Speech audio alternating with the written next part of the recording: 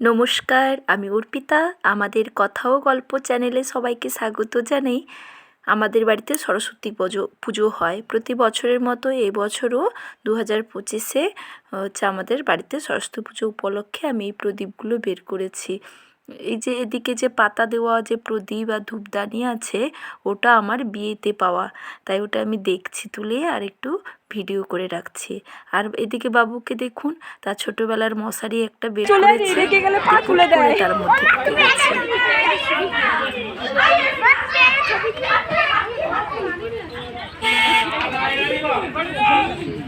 ওই বাবু চলে আইলি।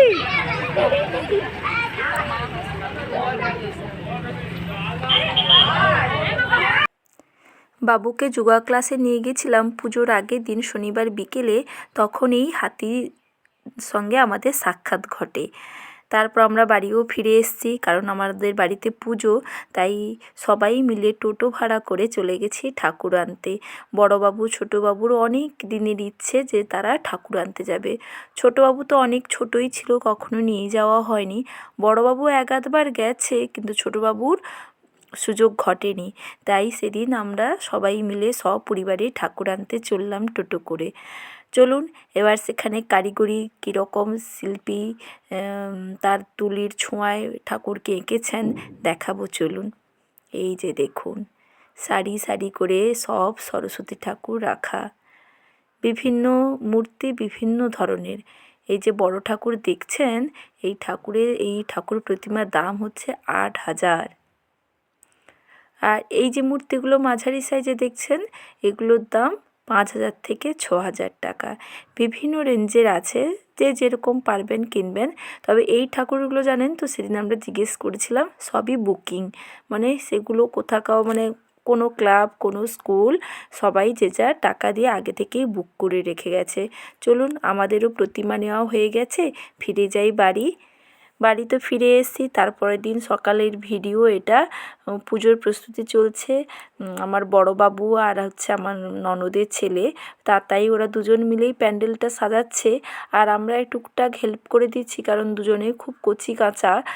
এতে ছোটো ছোটো হাতে অতটা পাচ্ছে না, কোথায় কী সাজাবে হাত পাচ্ছে না, লাগাতে পারছে না, তখনই আমাদের একটু সাহায্যের দরকার পড়ছে। এই যে প্যান্ডেলটা সাজিয়েছি, মোটামুটি সাজানো হয়েছে, খুব ভালো পারিনি। ওদের দুজনকে আমরা হেল্প করে দিয়েছি, আমি আমার হাজব্যান্ড। চলুন চটপটে রান্নাটাও এবার সেরে নিই, কারণ পুজো হতে অনেক দেরি। পুজো আমাদের হয়েছিল রবিবার প্রায় 2:30-3টের দিকে। ততক্ষণ বাচ্চারা না খেয়ে থাকতে পারে, তার জন্য ওদের একটু নিরামিষই তরকারি করে দিচ্ছি। আর জানেন তো, আমার সেদিন ভাইও এসেছিল, কিন্তু ভাইকে আর দেখাতে পারিনি। চলুন চটপট রান্নাগুলো করে নিই। সেদিন করেছিলাম শুক্তো, তারপর হচ্ছে ফুলকপি আলুর তরকারি, ডাল ছিল বাড়িতে, যে আমাদের সোনামুগের ডাল হয় সেই ডাল হয়েছিল।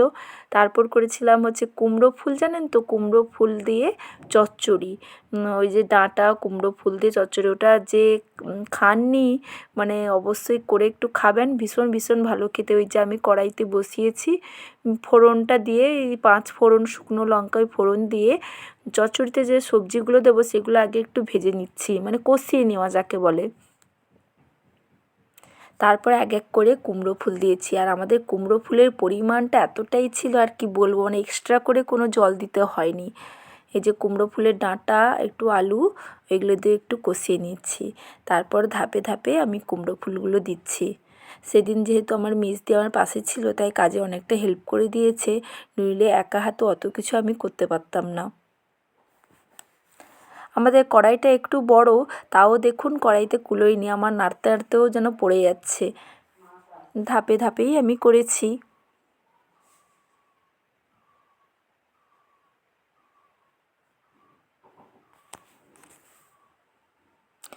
যাই হোক, রান্না তো চলতেও থাকবে, যেহেতু বাড়ির পুজো আমাকে মাঝে মধ্যে উঠেও যেতে হচ্ছে। আর সেদিন আমি খুব সকালেই স্নান করে নিয়েছিলাম, আর যেহেতু নিরামিষই রান্না, তাই অতটা সমস্যা হয়নি। ভাই ও তার বন্ধু আসবে, তার জন্য একটু মনেও আছে যে না, ওদেরকে একটু ভালো করে খাওয়াবো, সেই কথা মাথায় রেখে আমি চটপট সব রান্নাও করে নিয়েছিলাম। এদিকে দেখুন কতটা জল বেরিয়েছে, আর এই জলটা জানেন তো, না মারলে টেস্ট আসবে না। কোনো বাইরে থেকে এক্সট্রা কিন্তু কোনো জল দিইনি। রান্নাও প্রায় কমপ্লিট, আমি চলে এসেছি এদিকে হচ্ছে আলপনা দিতে। আর আমাদের বাড়ির মূর্তি কেমন হয়েছে সবাই কিন্তু লিখে জানাবেন, কমেন্ট করলে খুব ভালো লাগে। আর হচ্ছে আমার চ্যানেলটাকে সাবস্ক্রাইব করবেন যারা করেননি, যারা করেছেন অনেক ধন্যবাদ। আর সাবস্ক্রাইব করার পর পাশে যে একটা বেলের মতো একটা ঘন্টার মতো একটা চিহ্ন আছে, ওইটা প্রেস করে দেবেন। দিলেই দেখবেন সমস্ত নোটিফিকেশান পেয়ে যাবেন অতি সহজেই। কথা বলতে বলতে আমার আলপনাও দেওয়া হয়ে গেল। আর ওদিকে দিদিরা মালা গাঁথছে, বড়দি, তারপর আমার দিদি মানে আমার যা, আর তাকে হেল্প করছে হচ্ছে আমার ছেলে।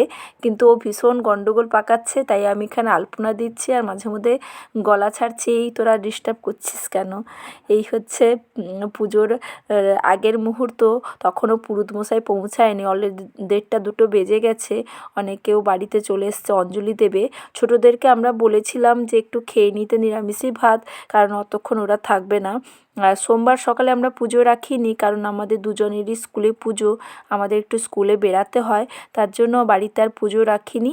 এই ছিল আমার পুজোর দিনের হচ্ছে কাজ, ব্যস্ততা। এখন অনেকটা ফ্রি, পুজো কমপ্লিট হয়ে গেছে, স্কুলের পুজোও দেখাবো, আমি পরপর ভিডিও করে রেখেছি, দেখাবো। ততক্ষণ আমার ভিডিও, আমার বাড়ির ভিডিও দেখতে থাকুন, আর কেমন লাগছে লিখে জানাবেন। আর আমি যেহেতু সরস্বতী পুজোর আলপনা দিচ্ছি, হাঁস না না আঁকলে কেমন লাগে না, তাই কচি কচি দুটো হাঁস এঁকেছি। দেখতে থাকুন আমার ভিডিও, কেমন লাগছে লিখে জানাবেন। আর সবাই ভালো থাকবেন, কারণ ওয়েদারটা একদম চেঞ্জ হতে যাচ্ছে, বাচ্চাদের এই সময় অনেক রকমের অসুস্থতা হয়।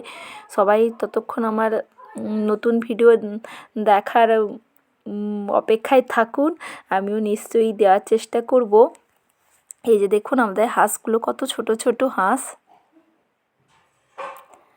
আর সবাই কেমন সেজেছি সে ভিডিও আমি দেব সরস্বতী পুজোতে, আমরা কি করলাম, কি সাজে থাকলাম।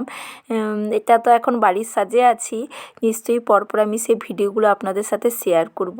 এই যে এদিকে আমার আলপনা দেওয়া হয়ে গেছে, এই যে দেখুন ওরা সবাই মালা গাঁথছে। এই যে দুজন দিদি তো মালা গাঁথছে, আর পাশে যে কচি কাচারা আছে জানেন তো, তারা ভীষণ ডিস্টার্ব করছে।